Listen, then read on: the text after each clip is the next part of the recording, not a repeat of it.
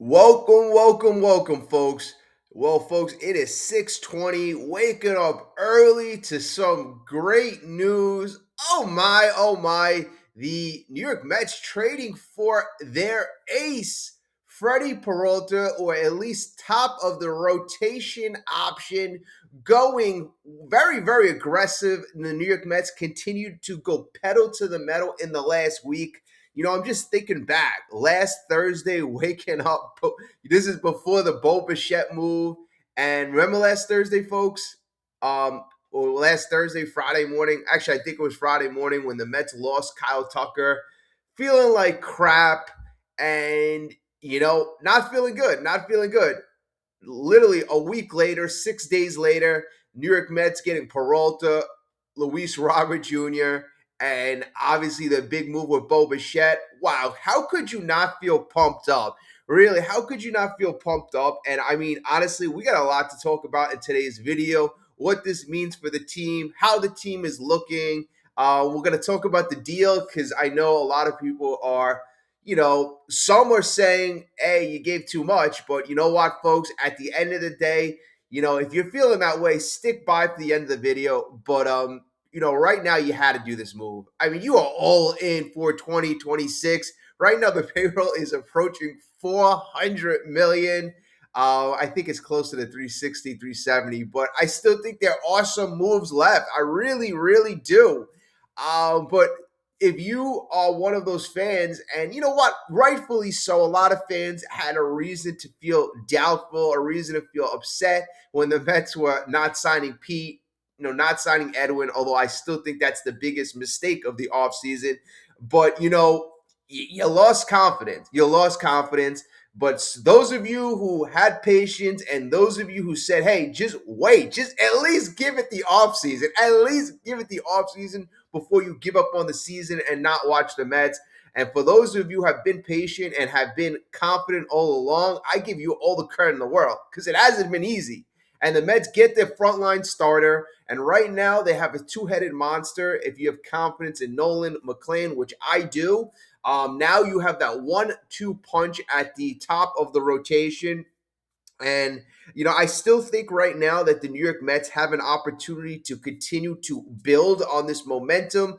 Let's see how confident they are in their number three. Obviously, you have a huge combination.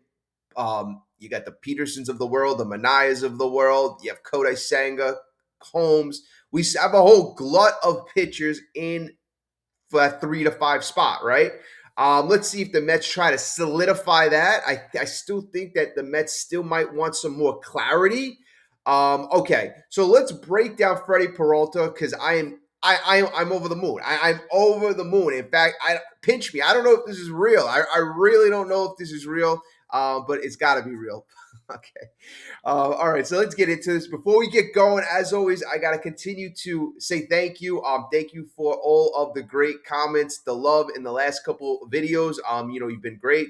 Like, hypes, awesome, amazing. Thank you, thank you. Continue to do that. Like, join the channel, subscribe, Mets fans, MLB passionate fans. We want you on Dominant Mets Nation. Join the family, join the fun, join the ride, grow with us. I appreciate you in advance.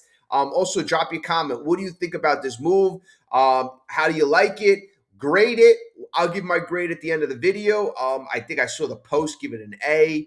I'm not sure if it was the post, but it was one. It was one of the news articles I clicked on. They gave it an A, and they gave the Brewers a B plus or B. But you know what? At the end of the day, I think this is one of the rare trades that are really good, and have an A potential for both teams. Okay. All right. So right now we get our front of the rotation starter. Some may still say he's not an ace. Well, folks, I'll just say this right now. There's not many aces in baseball, right? Maybe you could say 5 pitchers, 3 to 5 pitchers are true aces. But this is a very, I can't add enough very's talented pitcher in Freddy Peralta. This is one of the pitchers I wanted. This guy was connected to Stearns all along. I figured that this made all the sense in the world.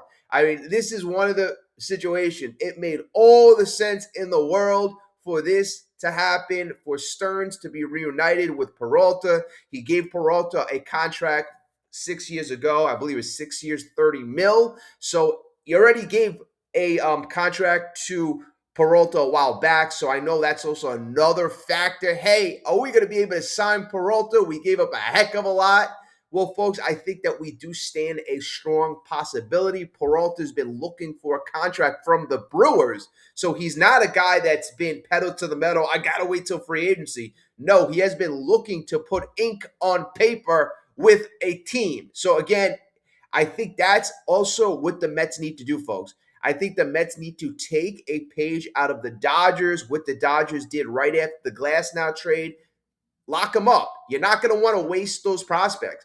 That's the thing. Do not do what the Yankees did. I mean, obviously the Yankees had no choice with some of the trades they made in the past, but they lost a lot of prospects in the last couple of years, and then guys going free agency. So hopefully the New York Mets do what the Dodgers do. Ink Peralta. The Mets already have a relationship with Peralta. Get this guy signed for 5 years. Guy's 29 years old. Have him be an anchoring, stable part of this crew. He's a great guy. He's a great presence. So what you've done is you've gotten pitching. You've gotten defense.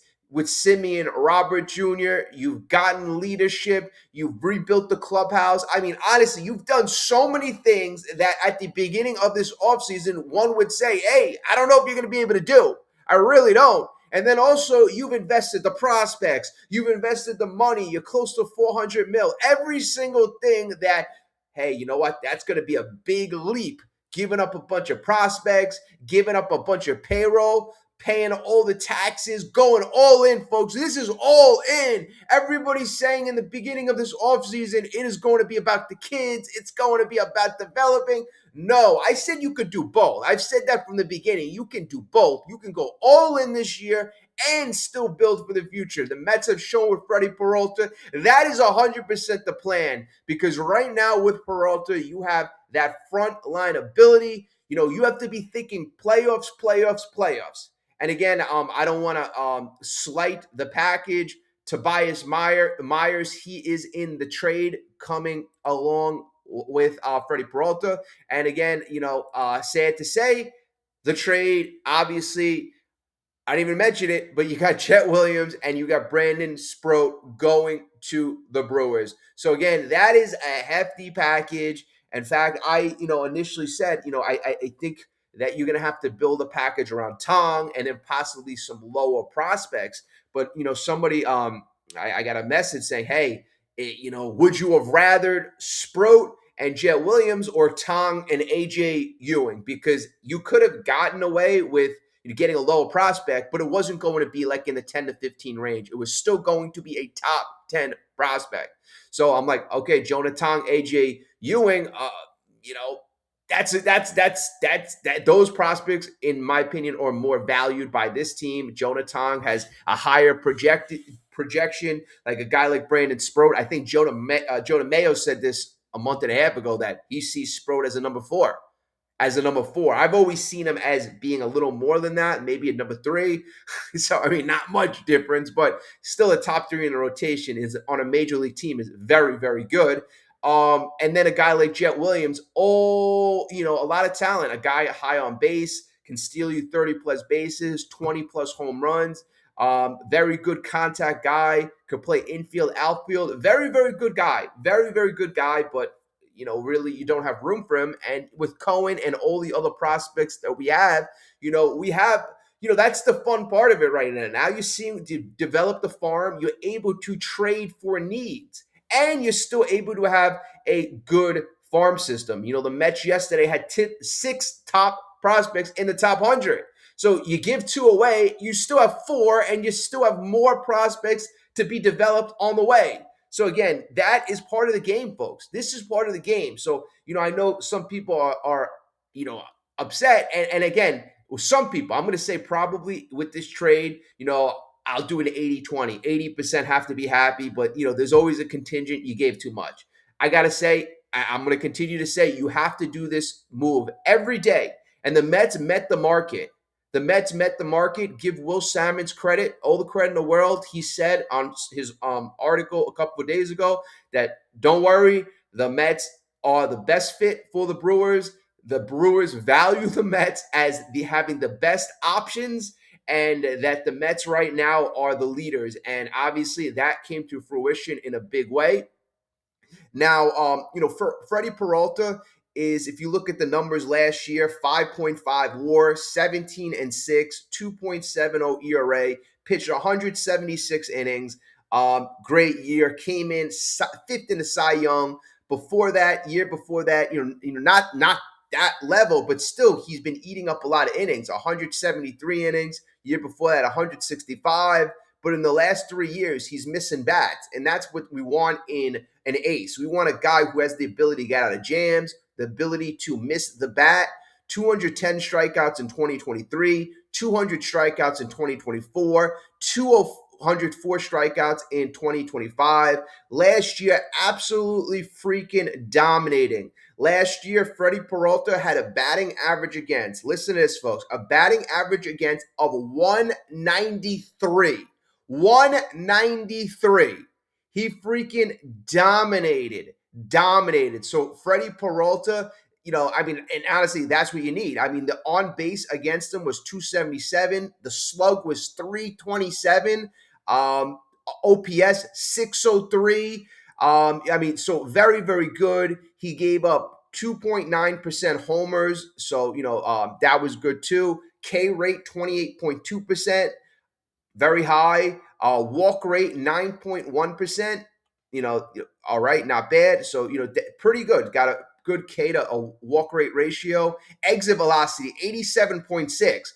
Not a lot of hard hit against them. The exit velocity very, very low off of Freddy Peralta. So again, you are getting a guy top of the rotation. I think playoffs. Every single time I'm thinking about these moves, playoffs. You get a stout defender and Robert Jr. Playoffs. You get a true ace. Now, think about this, folks. The Mets right now, just on the surface, you have Nolan McLean, full year. You have Freddy Peralta. Just those two moves, without everything else, just those two moves. I mean, the Mets missed the playoffs by one game. Now, I think I was listening to Joe Sherman earlier, and Joe Sherman said before the Peralta trade that the Mets were hovering close to 90 wins based on all the projections. I mean, what does that mean? I mean, that means nothing, but at least they can kind of show you what the experts are saying. Now with this Freddy Peralta trade, Freddy Peralta's win share last year was 5.5. I mean, I'm not going to say he's good for an extra 5 wins, but if the Mets were around 90, I mean, are they a 95 win team? I wouldn't go that far yet. I got to see how things are shaping up, but I could certainly say that the Mets look like a 90-plus win team, and that would guarantee you a playoffs. Now, this team still has to continue to grow together, but this team has grit. This team has new leadership. I love Simeon. I love Bo Bichette. Oh, my God, Bo Bichette. Did you see the press conference? It was only like literally 10, 12 minutes long, which was ridiculously short, and I wish we had more questions. I think the John Heyman question really frightened the heck out of Bo Bichette's agent, and I think they gave the signal like one more question after that. So, John, thank you. But John asked a good question. John, Bichette was, basically, I love the Mets. I want to be here, blah, blah, blah. Saying all the things that Met fans want to hear, and Mets fans already fallen in love with Bo Bichette, and rightfully so. This guy is elite. This guy is a gritty playoff, ice in his veins, pale, lunch pail guy, going to work, competing. I mean, everything you love about a New York player, saying you love the city, I love the fan, but everything he had to say, he had to say. And then all of a sudden, John Heyman goes, well, you have an opt-out after this year. Is this going to be a one-year deal, one and done? And you could see Bo Bichette looks over to his agent. Agent takes the mic and go, no, Bo wants to stay a long term. We just needed the optionality just in case, this and that. It was kind of funny, and then the press conference ends. But I was so hyped up about the possibility, and then the way they led into the press conference, putting all the highlights of Bo Bichette in the playoff run, and then they position him into a Mets uniform. Oh my God! Oh my God! I mean that was electric stuff. So whoever put that together, great job with that. That got me going. I think it got everybody going on a quiet day in New York. Okay, all right, and I'm just really feeling good. I'm really feeling good, and my thoughts are kind of all over the place because I'm just so excited. I'm so damn excited. Continue to tell me what your thoughts are. Like, continue to subscribe. I just love what I'm seeing right now. What did I do? I want to get into Freddy Peralta's repertoire, what he brings to the table, what makes him special. So still stick to it. Stick with me with that. What I want to do right now is I kind of wrote down. Okay, all right. So what the rotation, what the lineup is looking like right now. Now, David Stearns and the Mets, and David Stearns is always a guy where the rotation, the line, everything's a work in progress. Doesn't matter if we get to opening day and Freddie Peralta and Nolan McLean, those are still the top two. Doesn't matter. It's always a work in progress. But right now, I mean, are we still opportunistic with Framber Valdez? I mean, is that still an option? Because the funny thing is, if you look at my projection, I think I did it on December 9th, and I'm not saying that this was a hard thing to project. Luis Robert Jr., I had him in center field. Freddie Peralta, I had as the ace. I think I just had Cody Bellinger. That was the only difference. Bo Bichette, that was the only thing that changed. And then I had Framber Valdez as a number three. So let's see if that happens. I mean, that still could come to fruition. People who wanted Tariq Skubal. I mean, folks, I love Tariq Skubal. I love Tariq Skubal, but in every single move, you have to weigh risk versus reward. Risk versus reward. I think the risk in the Tariq Skubal, and it's not to say we can't sign him next year, but to give up probably double the package. So I mean, literally, look what we gave up for Peralta. Look what we gave up for Peralta, and I think you had to pay up. I mean, you really had to pay up. And the price on Scooble is going to be insane. Plus, you got to pay $400 million. It's a lot of risk, folks. It is a lot of risk. The guy could come out and get injured in April. And then what happened? I mean, that goes down as probably the worst transaction of all time. So that's what I'm talking about risk. I mean, Frankie Montas, yeah, that looks like an ugly trade. That was 30 something million, and we gave up nothing for him. And that was the worst. And if people consider that the worst deal in Mets history, think about what this would be if something happened. So, I mean, again, that's thinking of it worst case scenario, but you have to assess every risk. You certainly do. Okay. Now, what I was about to say is I put up a mock lineup, mock rotation. So right now you got to have Freddie Peralta in the one spot, Nolan McLean number two, David Peterson three, Clay Holmes four, Sean Manaea five, and then you also have Kodai Senga. Kodai Senga has the ability to be in that number three spot. He has the ability to be anywhere in that rotation. I mean, some may say, hey, you take out Sean Manaea, you take out Clay Holmes. I mean, it just shows you that the Mets have a lot of depth now. You have Tobias Myers. He was added in the Peralta trade. We didn't even get a chance to talk about him. Tobias Myers is a guy who's had really big success. He pitched, I think, in Game 3 last year against the Mets. He threw 5 shutout innings in that playoff game that Pete Alonso ended up hitting the home run. That guy, Tobias Myers, if you look at his stats, he was pitched in 22 games last year, 1-2 in the win-loss, 3.55 ERA, 50 innings he pitched. Year before that, pitched 138 innings, 9-6 with a 3.0 ERA. So this is a guy, a very useful piece. Very useful throw-in. Very useful throw-in. I mean, tip of the tongue, I can't think of it. Who was the guy? Who was the pitcher we got from the Cubs a couple of years ago that was just a very, very useful player? I don't know why. I forget his name. But it was just like a throw-in piece. We got him for the Cubs, and it was just a very, very nice player for us. I think he could be also a great addition. I mean, only 27 years old. Apparently, looking at Baseball Savant, he's not a free agent until 2031. So he's got control for the next 4 or 5 years. So, I mean, this is another guy who can come out of the rotation, be a starter, be a bullpen guy. He's got like 6 pitches. He got a 6 pitch mix. A lot of different optionality there. He employed a splitter last year, which had great results. Hitters had a nasty time trying to hit the split finger. They had a 108 batting average. I mean, think about that, folks. You develop a new pitch, and it's that successful. A 108 batting average against that split finger, against the slider, 166 batting average. And, this is a guy that actually has to, he doesn't blow by guys. I'll be honest with that. Like his fastball velo is 93.5, which, I hear some people say, he's a guy that doesn't throw that hard, but 93.5 is not that bad. It's in the 35th percentile, which, isn't, it's not even middle of the pack, but still, there's a lot of guys who are under that. So he throws about 93.5, 94 miles per hour.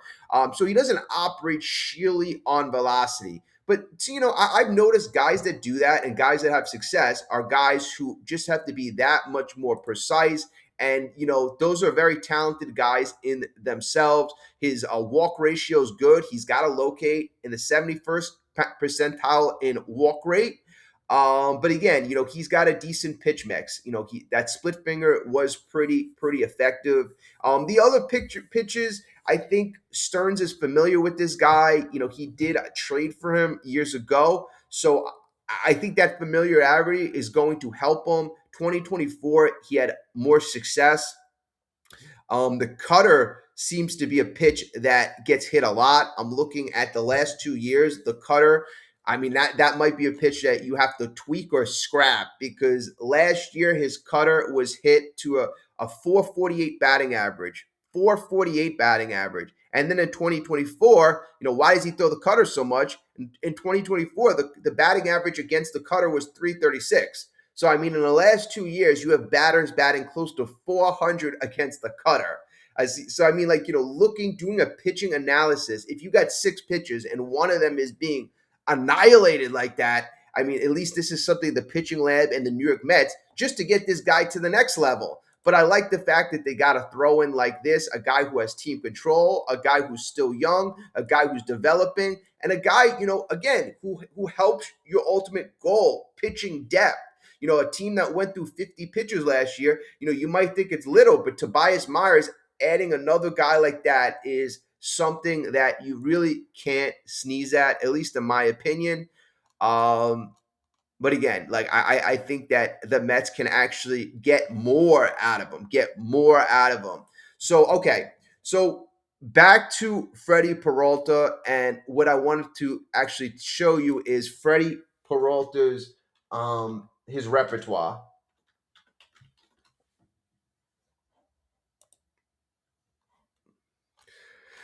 No, Freddy Peralta, he just reminds me of kind of like an old school type of pitcher. He throws a little kind of like 3/4. His arm slot is, according to Baseball Savant, 38, 38 angle, 38 degrees. It's a little higher than it was in the past, so it's a little higher, but it's still 3/4. He throws from a 3/4 arm slot. He is 6 foot, close to 200 pounds, 29 years old. He's got a four-seamer, a changeup, a curveball, and a slider. I mean, again, when I talk about old school pitchers, this is like the repertoire that a lot of basic people have: four-seamer, changeup, curve, slider. I believe he had another pitch last year that he dropped. But again, a lot of times you want to go with effective. He had a sinker last year. I'm talking about his buddy Tobias Myers potentially dropping the cutter, eliminate what doesn't work. Well, that's what Peralta did. He's got 3 very, very nasty secondary pitches: the changeup, the curveball, and the slider. All very nasty. I told you, overall batting average against was 193. Well, against the slider, it was batters batted 157. Against the curveball, 183. Against the changeup, 173. All his secondary pitches were dominant, folks. dominant. And then you ask me, how did batters do against the fastball? They batted 209, so not much better. Every pitch that this man threw was freaking effective, folks. That's what you want. You want a guy with four very strong pitches. And this is what, a guy like Jonah Tong, you saw him come up. He's got two pitches, the changeup, the Vulcan change, and the fastball. It's hard to operate and function when you just have one or two pitchers. If one pitch is not effective, then even if you have a very effective changeup, batters are going to be gearing up for the changeup. So you just can't get by with two pitchers. And that's what I think a guy like Frambo Valdez, talented as he may be, he's been shown to like wear down over time, and his second, third, fourth pitchers not working as highly throughout the course of the season. So I'd still love him on the right price. But again, that's something that he is kind of known for. His pitches kind of getting worn down over time. So Freddy Peralta, again, he's got a great pitch mix, very strong four pitches. His baseball savant looks pretty nice. Fastball velo is in the 60th percentile. He throws on average 95 miles per hour, could get it up to 96, 97 in certain situations. Expected ERA, 75th percentile. Expected batting average, 85th percentile. Expected exit velocity, 88th. I said 80th.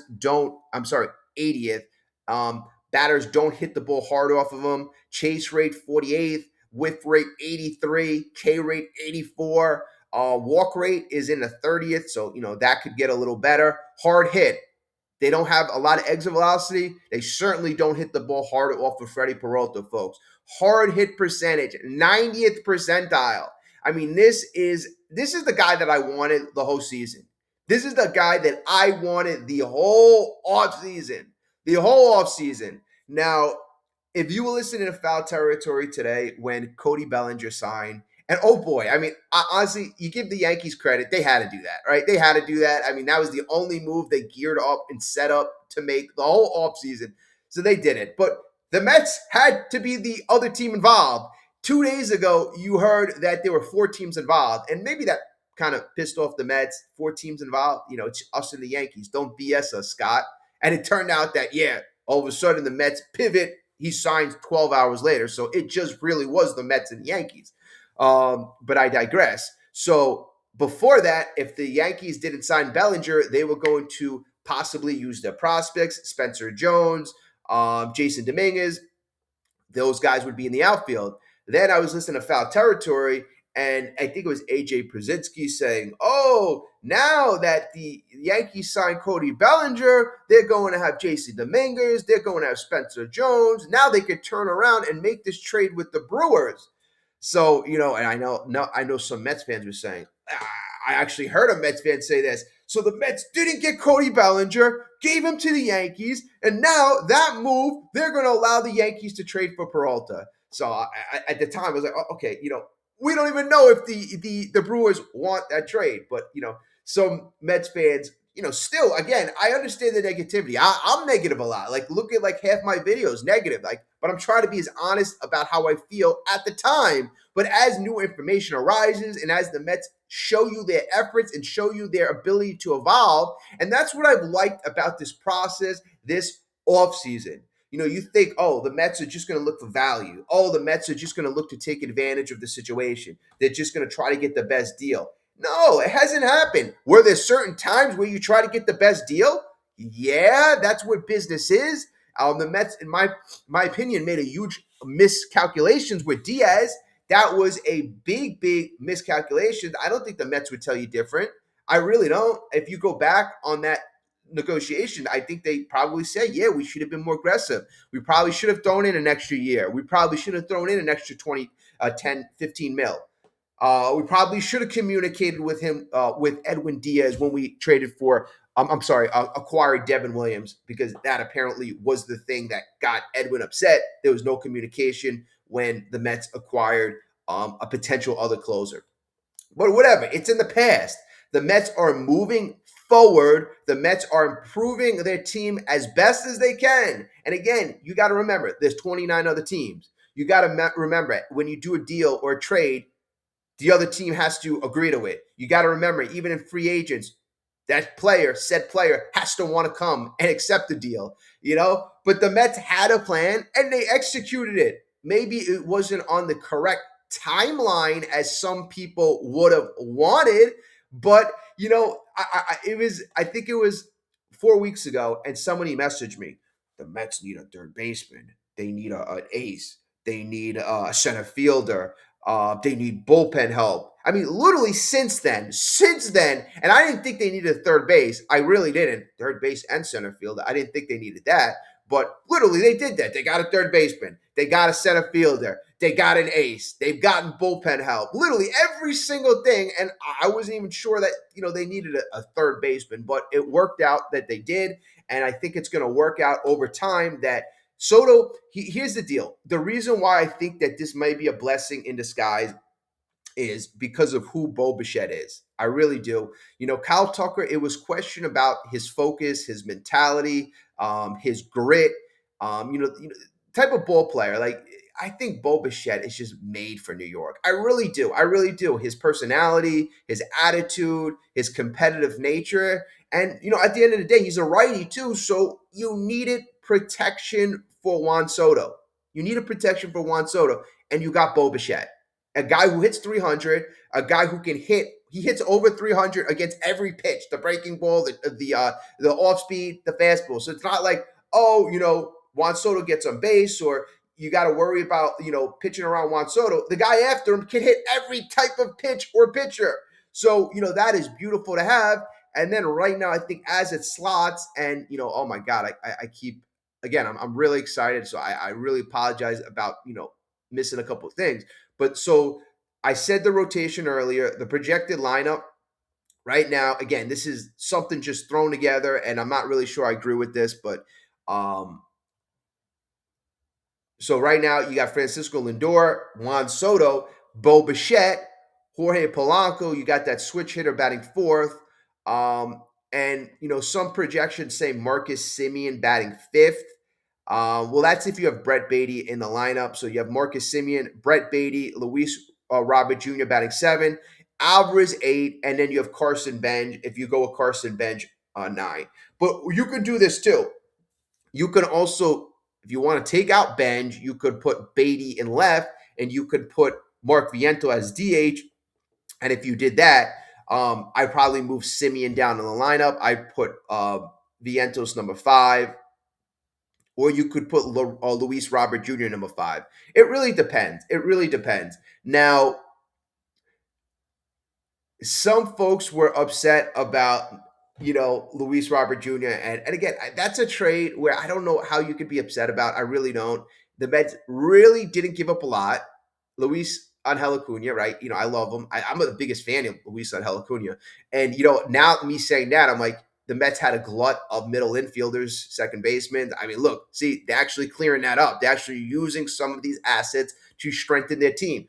One asset, get a center fielder. One asset, you Jet Williams and Brandon Sproat, you get an ace. So I just love the way they're utilizing their farm.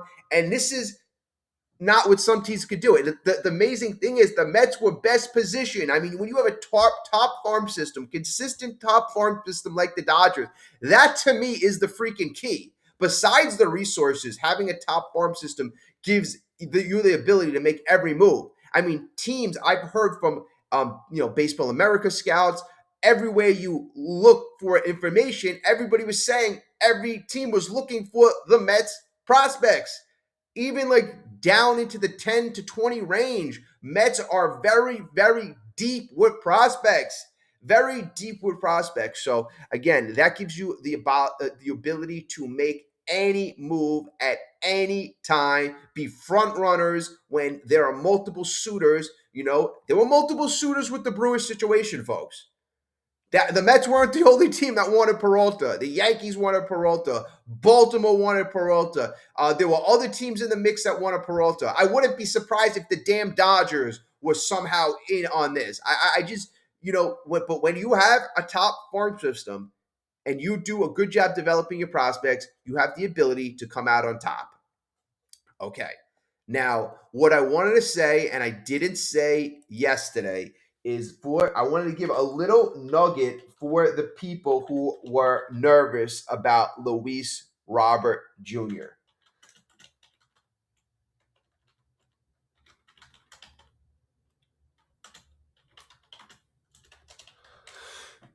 Okay. So we know that Luis Robert Jr. has the potential to be a five-tool player, but his mental focus has been into question. And I've said yesterday, being on a last place team, that's not surprising. I mean, you're not on a last place team for 1 year. You're on a last place team for multiple years, hundreds of games. But I think the best month that Luis Robert Jr. had last year was July. And I don't think that's any surprise. He batted 353, 441 on base, 550 slug, 1,000 OPS, 3 home runs, 11 RBIs. That's no surprise that in July, the trade month, that he all of a sudden took his game to the next level. Honestly, folks, that's when Luis Robert Jr. saw that he had the ability to get the hell out of there. So he took his game to the next level. And I fully believe that. He was more focused than he ever was. And again, he took his game to the next level. After the trade deadline, gets hurt, plays back to normal, back to regression. Folks, 2023, you saw a top guy who could hit for power, speed, play defense. I think you're going to get the defense. You're going to get the speed. I think you're going to get a very decent bat. You got to remember now he's going to be on a championship contending team. Now, also, he's going to be another very underrated factor. He's going to be much closer to free agency. And now he's actually on a team in the New York Mets that have the ability to pay him. And he is around people making a lot of money. So that's going to be motivating for him. Yes, he's making 20 mil. That's decent money. But again, he's 28 years old, going to be looking for a longer term contract, the one that sets him up for the rest of his life. He has the ability right now to do that. He has the ability to be a top center fielder. I think he's a top 10 center fielder right now.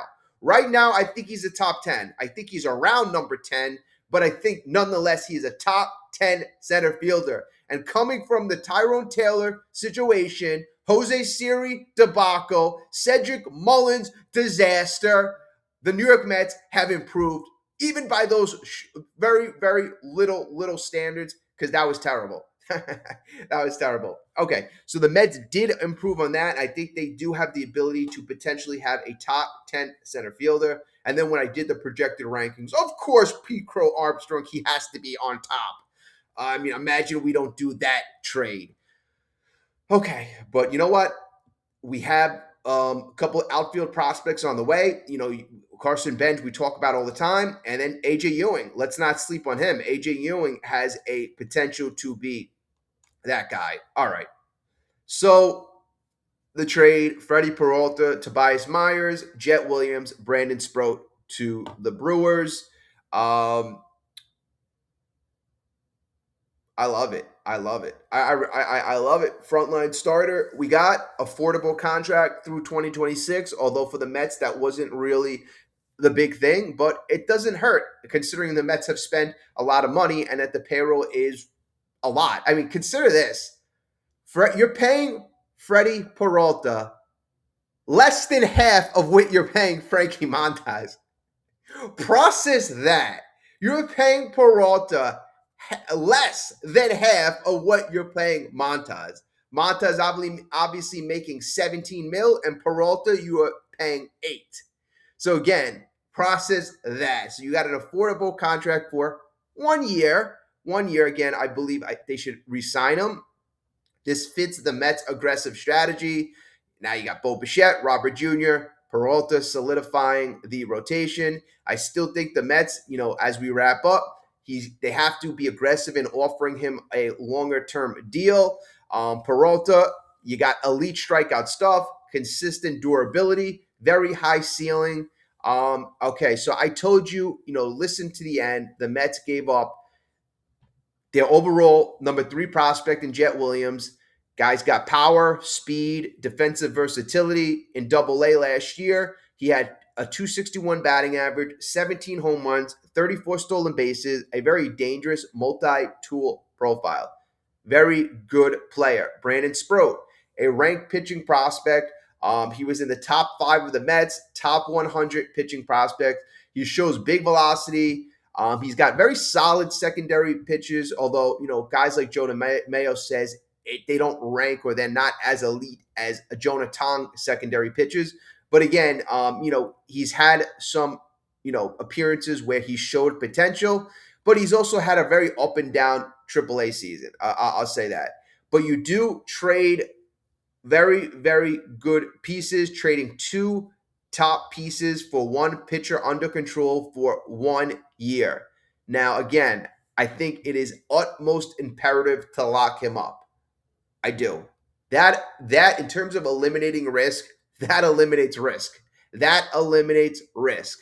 Now, the Mets missed the playoffs last year despite having decent talent. They needed a true ace in the worst way to go deep into October. Didn't have it.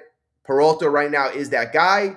They already added big bats, waiting all the offseason to add a big arm. They got the big arm. Now their rotation could have been considered good. I mean, I would consider probably before this trade around 15 to 20, around 16, 17, 18, maybe up to 20.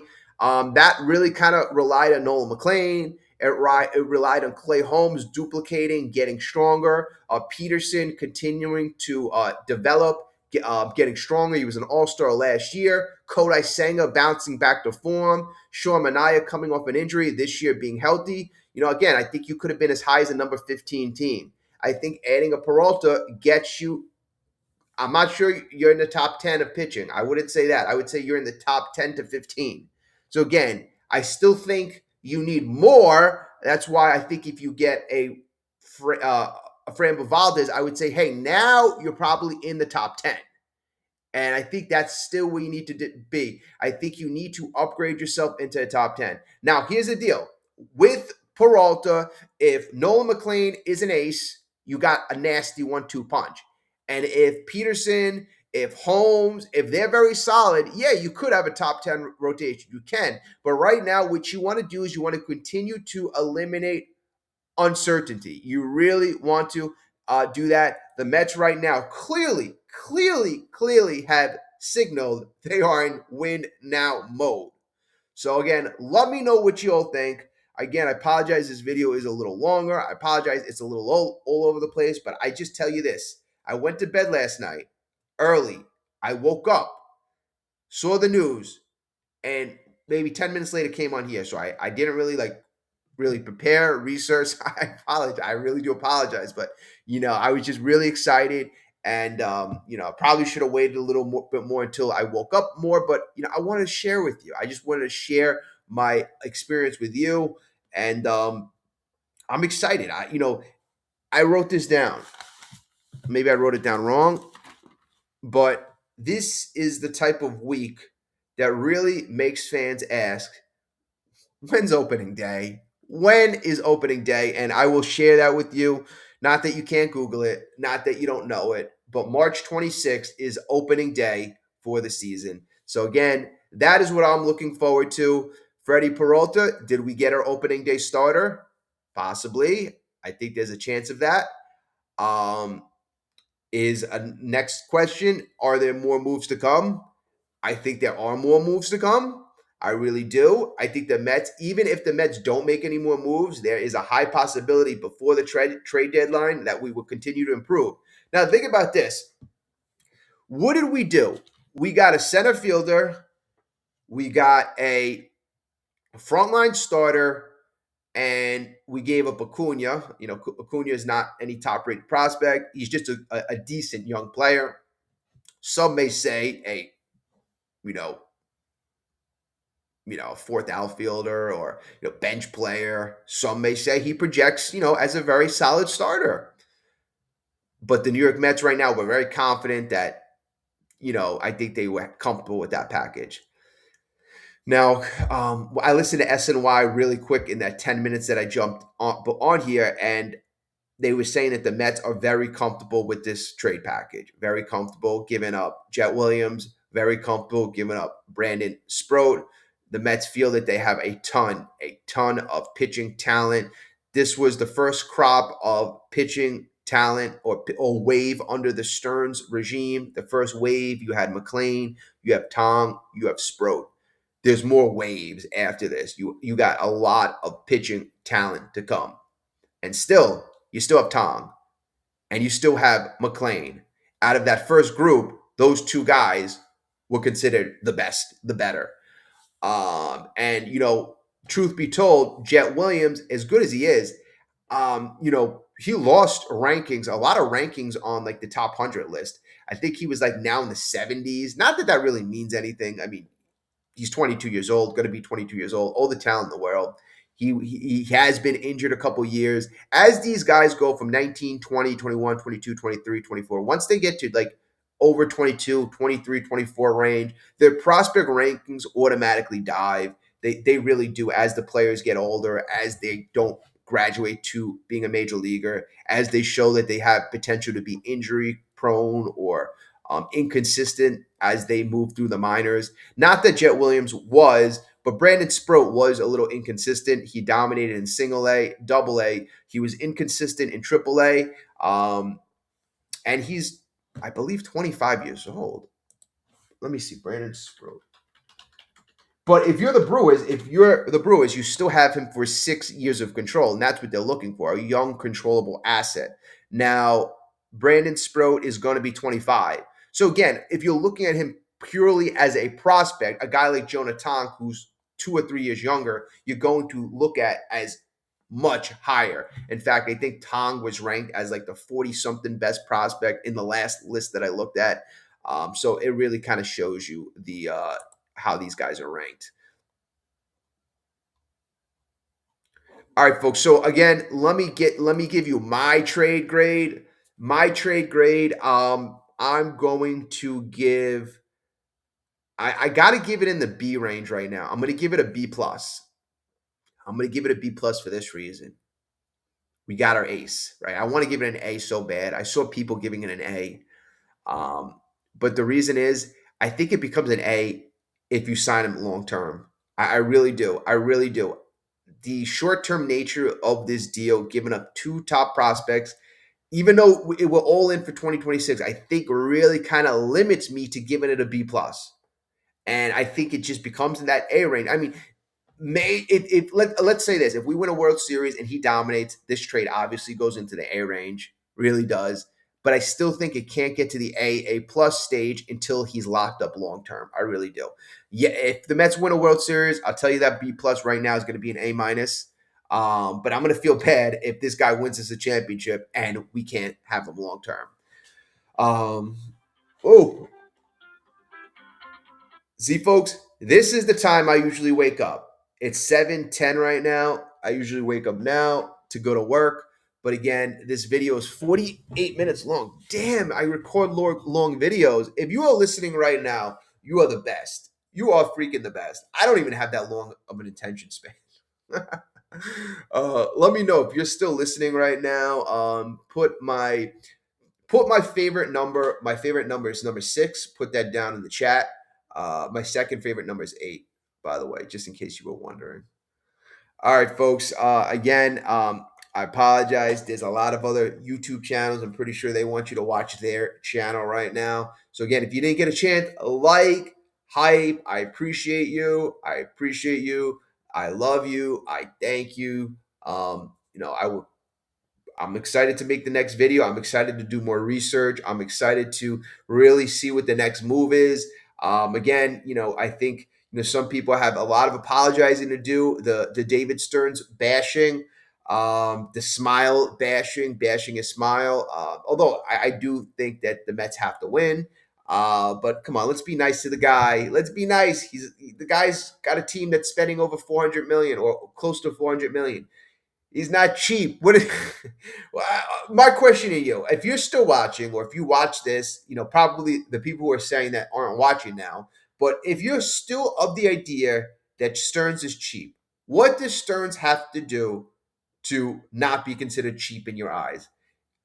You know, if I had to guess what you would say, is it trade for Tariq Scuba and pay him 400 million? I mean, is it something like that? But I mean, we're already at a $400 million payroll, so I said when I did my estimate how I think the Mets would be at least where they were last year, 340 to $350 million range.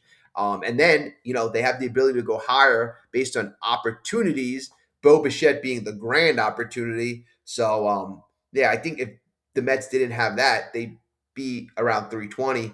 But I'm very happy. I'm very happy. And, go listen to the Bo Bichette. I think we might do a live stream later. We might have to kind of like break down the Bo Bichette, some of the things that they said. I want to break down some of the things Stern said, some of the things that were said. I think it's very important for us to kind of break down and talk about, kind of process.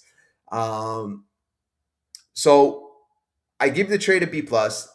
I want you to know what your grade is, and then also too, I'm thinking in my head, when are we going to do the win predictions? I still think we're going to do the win predictions once we finalize the team. Probably sometime in spring training, we'll know when the team is finalized. I think we're very close to being finalized, but I still think Sneaky Stearns might come up with a couple more moves to tweak the roster, learning that you should never be satisfied. And I like how the Mets are just operating so freaking swiftly ever since the Dodgers move, and I think that move is going to be the Kyle Tucker signing with the Dodgers is going to be the blessing in disguise, really motivating the Mets to be very quick, accurate, stealthy. Not sitting back with David Stern. Come on, let's go down to the final minute and let's see if I can outmaneuver you. It's not about that. It's not about getting the most value, especially not when you have a $400 million payroll. Right now, it is about adding talent at all cost, adding talent around premium assets like Juan Soto and Bo Bichette. And folks, mark my word, Bo Bichette signed here, and I believe promises were made. This is my suspicion. Promises were made. Bo Bichette alluded to the fact that the New York Mets said they were going to be aggressive or are aggressive. He might have not said that, but he alluded to the Mets being aggressive, alluded to the Mets going to do whatever it takes to win. I wouldn't be surprised if the Mets say, hey, Bo, you got to come here because there are many moves. We are going to move heaven and earth to put a championship team around you. Juan Soto, Francisco Lindor, Marcus Simeon, everybody on this team, we are going to surround with talent. We're still going to get an ace. We're still going to get an all-star center fielder. We're still going to get bullpen help. We're still going to continue to tweak the roster. We're going to spend $400 million. Besides the Dodgers, who else is going to do that? And the Dodgers right now, obviously, they weren't calling for Bo Bichette. Actually, at the end of the day, maybe they were. I mean, they're in on everybody. But I think the Mets really pitched this guy. And at the end of the day, Bo Bichette said, what's his number one love? Even beyond baseball, he said competing at the highest level. Competing. Winning. This guy's a winner, folks. This guy's a winner. Let that sink in because I know last year we had talented players. Pete Alonso. Some people love the Squirrel, Jeff McNeil. Edwin Diaz, I loved him. Brandon Nimmo, I loved him. At the end of the day, those guys, despite how much we loved them, how good they were, Pete Alonso, never stopped loving that guy. Those guys did not win. Doesn't mean they're not great people. Doesn't mean they're not great players. The mix didn't win. It didn't mix. I still continue to say this. Bryce Harper, great player, all-time great, Hall of Famer. Nationals didn't win with him. Gone. Next year, sorry, this is my secondary. In case I don't wake up, that's my secondary, my backup alarm. Weird times too. It's 7:14, and I'm off today, so that's why I'm like not even running. Okay, so getting back to the winning time, I distracted myself with the alarm. So right now, the Mets right now are assembling a group of men that they think can be leaders, a group that can inspire everybody else to be great. It's not all about one person being great.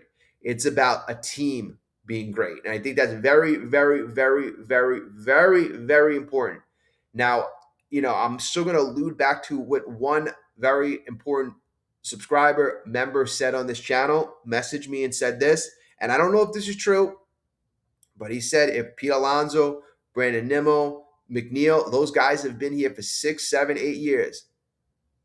Obviously, if you're a youngster, you got to respect those guys. You got to look up to those guys.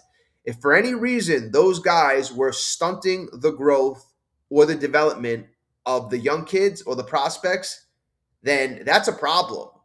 That's a problem. And not that they were doing anything wrong, but sometimes the room or the clubhouse just isn't conducive to learning. It's just not conducive to everybody getting better. You need a clubhouse like that. That's why getting a guy like Simeon, who literally was hailed by everybody, and now you got Bo Bichette saying the same thing times 10. I'm very excited. Like, we got Marcus Simeon for 3 years. That, guys who, Bo Bichette signed here for 3 years. I mean, I think we have a chance with Bo Bichette being here for 3 years. I think that we have a chance of signing Peralta long term. I think we have a chance of continuing to develop. I'm just so excited right now. I really am. I really am. I'm seeing the investment right now. I'm seeing the future. I'm seeing that we have a still top farm system. I'm seeing that now we actually have a product. The only thing I feel bad one thing. I'm in freaking Florida and I can't go to the games like I want. That's the only thing. Like, I used to live 10 minutes away from City Field. I that is the one thing about moving to Florida that I do not like. And where I am in Central Florida, they don't even have like a stadium. So it's not like, oh, I'm by the Marlins. I can go watch. I can go watch, but I got to travel 3 hours. So that's not good. Tampa Bay, obviously, they don't go there that much, but that's the only thing that I don't like. I could go down to Port St. Lucie for spring training, but I really like to see the games. So I gotta probably make a trip. Like to make a couple trips if I had the time off from work, but definitely got to make a trip to go to a couple games this year because I want to see this team live. All of you right now who are contemplating not getting tickets, folks, this is going to be a fun team. This is going to be a fun team. I gotta say, get your tickets. I mean, I don't work for the Mets. I could care less if what the prices are. I'm just saying, from my perspective, I would love to go to the game right now. I would love to see Bo Bichette, Juan Soto, Francisco Lindor. I mean, Francisco Lindor too. You think Carlos Beltran made the Hall of Fame, and now I'm thinking the Mets didn't have many Hall of Famers besides Piazza and Seaver. Now they got Carlos Beltran. I consider him a Met. I think he's going to go down. He's going to choose to be a Met Hall of Fame, Hall of Famer. Francisco Lindor could be a future Met Hall of Famer. Juan Soto could be a future Met Hall of Famer. Uh, let's who knows? Bo Bichette, crazy 3 years. Continue to give him an extension. I mean, right now I'm so excited. The future looks so bright. Um, it really looks so bright, and I want to win one so bad right now, so freaking bad. I've never seen a championship in my lifetime. Never seen a championship in my lifetime. Never, ever, ever. Knicks fan, Mets fan, Jets fan. Never seen one. Right now, Mets give me the best chance to win. I'm a big baseball fan. I love to see my Mets in the on a parade. In fact, every single year, at every single job, every single time the Mets were good, whether it was '06, '07, '08, 2015, 2016, when the Mets were making the playoffs or when the Mets were making a run, I always reserved. I told my boss, hey, Mets parade, I'm not coming to work.